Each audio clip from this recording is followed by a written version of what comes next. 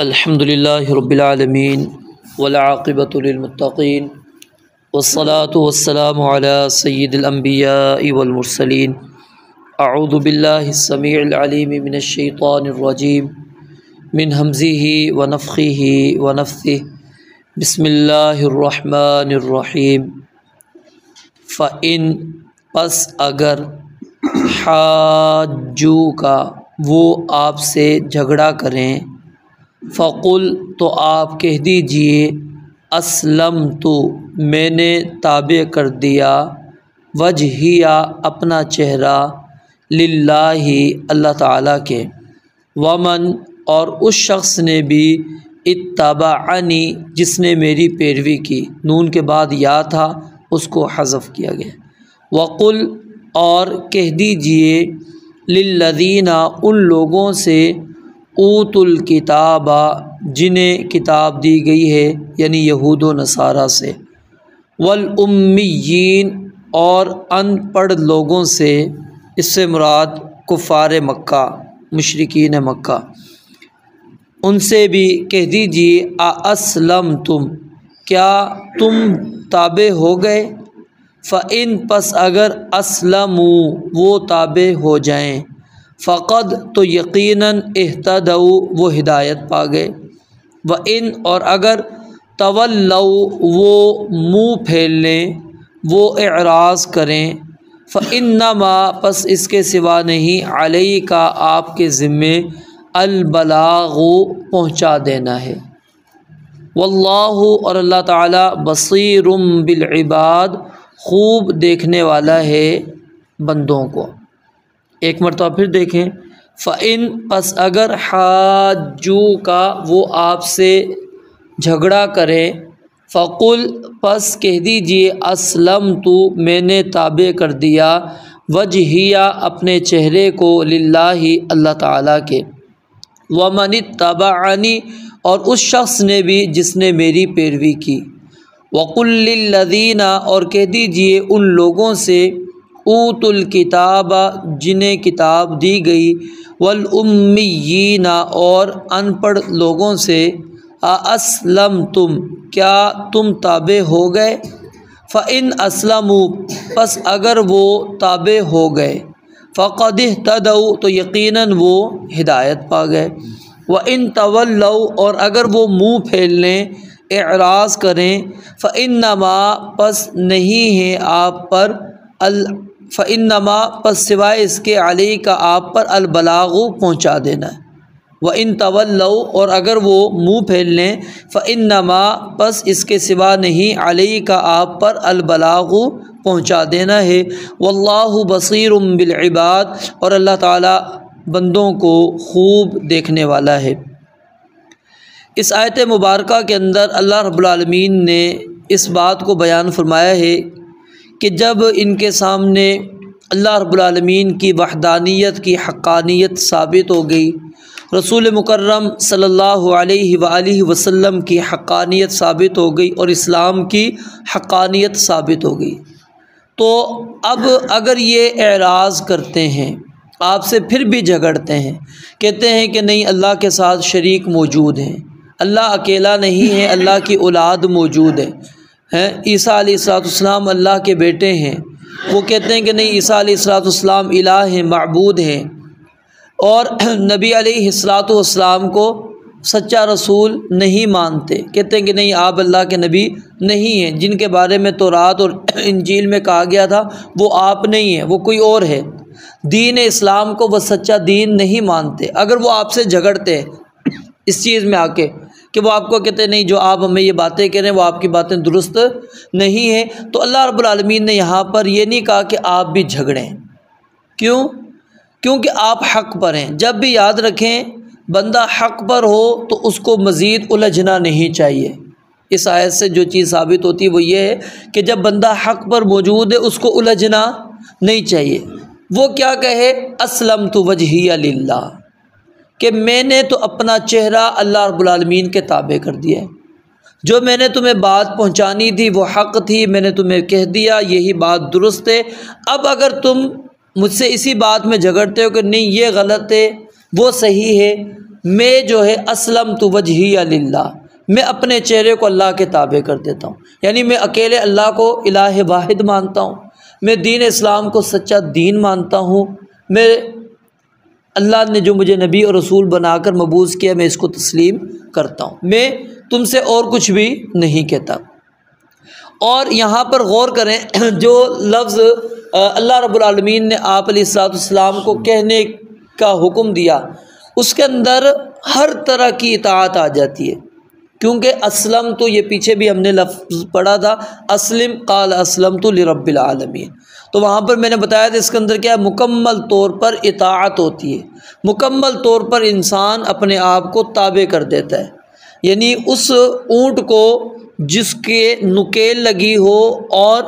وہ کوئی بندہ اس کی نکیل کو پکڑ کے لے کے جا رہا ہو تو اس کو کیا کہا جاتا ہے، ایسا اونٹ جو مطیع ہو چکا ہے، جس نے اپنے آپ کو تابع کر دیا ہے۔ اب وہ چاہے نکیل آپ چھوٹے بچے کو پکڑا دیں اس کی رسی، چاہے بڑا آدمی پکڑ رہا ہو، اونٹ نے اس کے ساتھ مستی نہیں کرنی، کیونکہ اس کی ناک میں وہ نکیل موجود ہے اور وہ رسی اس کے ساتھ بندھی ہوئی ہے، اب وہ اس کے تابع ہو چکا ہے، اب اس کو پتہ ہے میں قابو ہوں، اب میں اس سے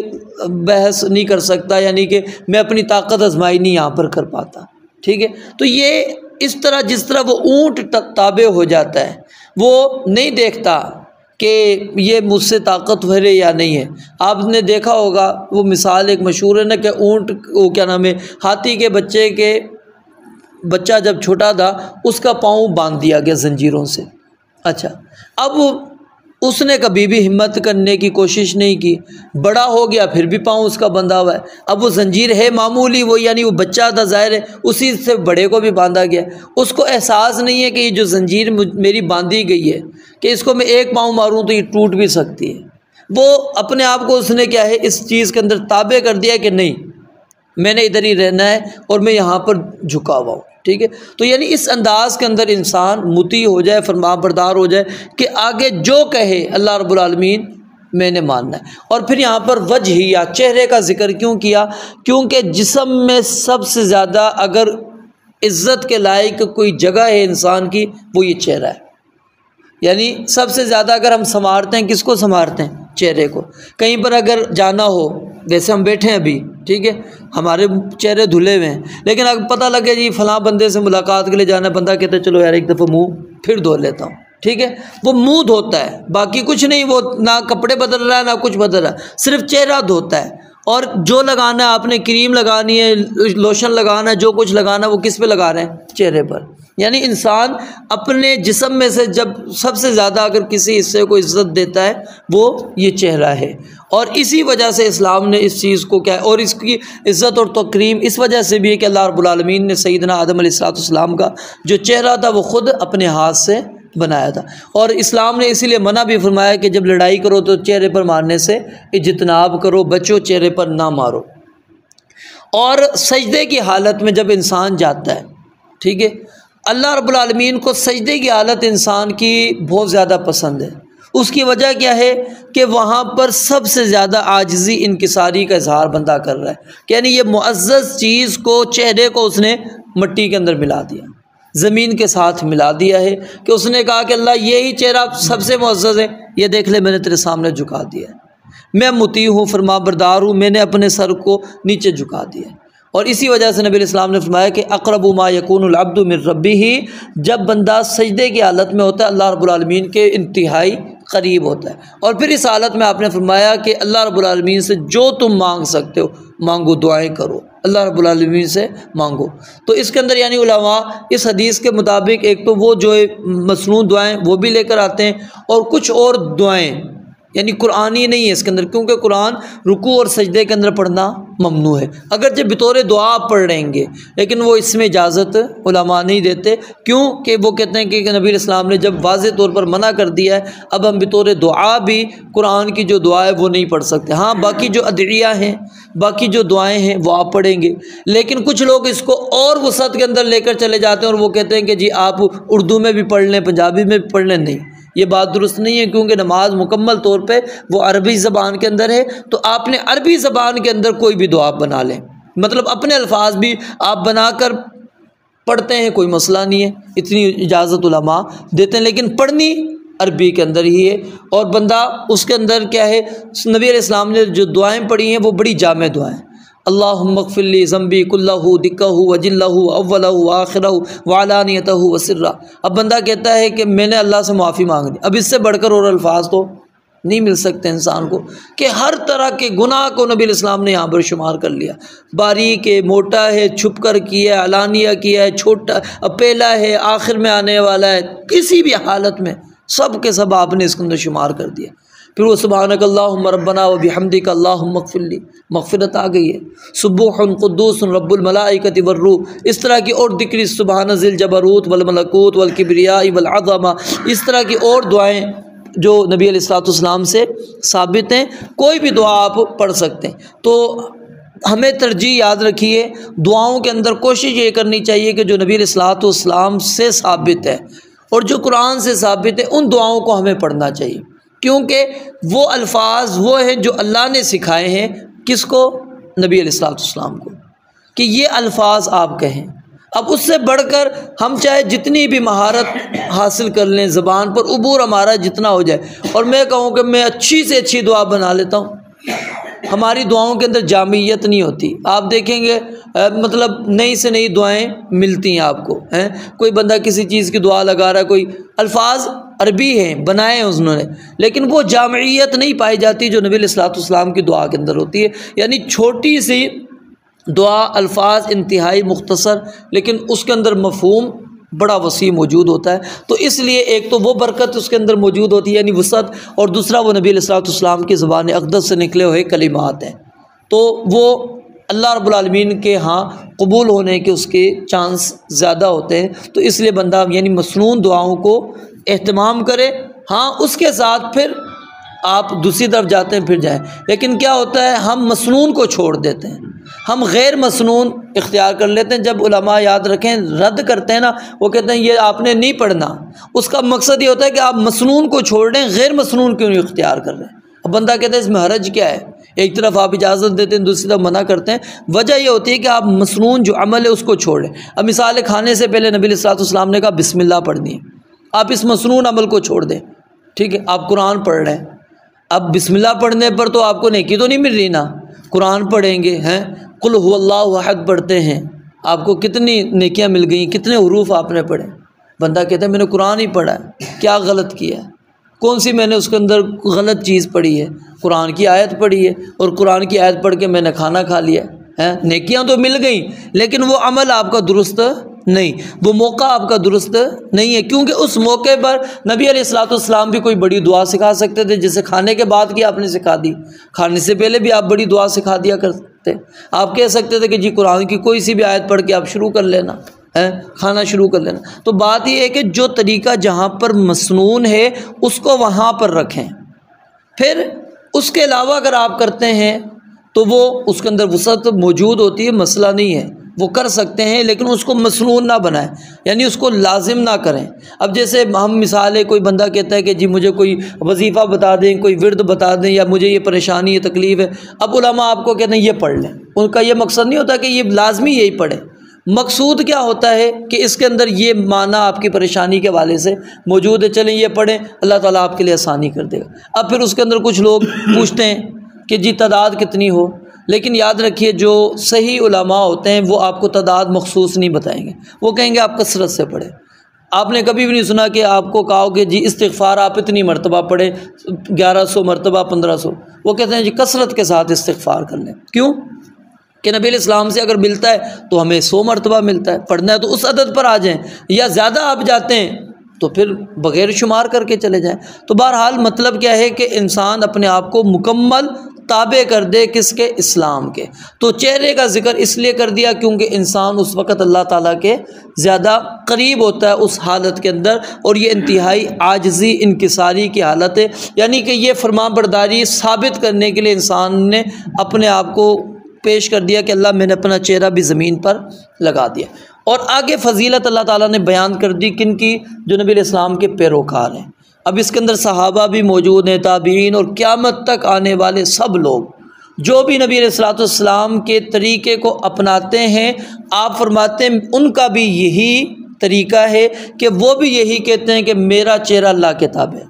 بس، اور وہ لڑائی جھگڑا نہیں کرتے۔ اسی لیے کہا گیا نا وَإِذَا خَاطَبَهُمُ الْجَاهِلُونَ قَالُوا سَلَامًا۔ اب سلامہ وہ نہیں ہے کہ السلام علیکم تم پر سلامتی ہو، وہ سلام میں اعراض ہے کہ بس اب ہم تم سے کچھ نہیں کہہ سکتے، ہم اعراض کر کے جا رہے ہیں بس۔ وَإِذَا سَمِعُوا اللَّغْوَ أَعْرَضُوا عَنْهُ، لغو بات سنتے اعراض کر دیتے ہیں، وہ کہتے ہیں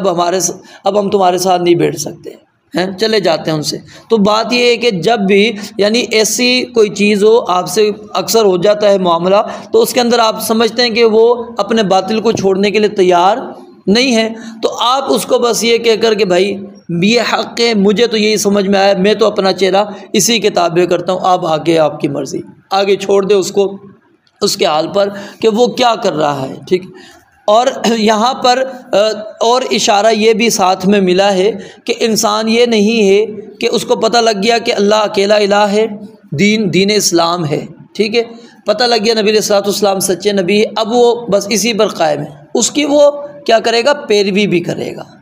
اس کے اوپر چلے گا بھی، اور چلنے کے لیے اس کو کیا ہے، پھر تعلیم حاصل کرنا ضروری ہے، اس کو پڑھنا پڑے گا، تحقیق کرنا پڑے گی۔ وَقُلْ لِلَّذِينَ أُوتُوا الْكِتَابَ وَالْأُمِّيِّينَ أَأَسْلَمْتُمْ، پھر آگے اللہ رب العالمین فرماتے ہیں کہ آپ اہل کتاب سے کہہ دیں اور مشرکین سے، کفار مکہ سے کہہ دیں کیا تم بھی مطیع ہو، میں نے تو اطاعت کر لی ہے، کیا تم بھی اب مطیع فرما بردار بنتے ہو۔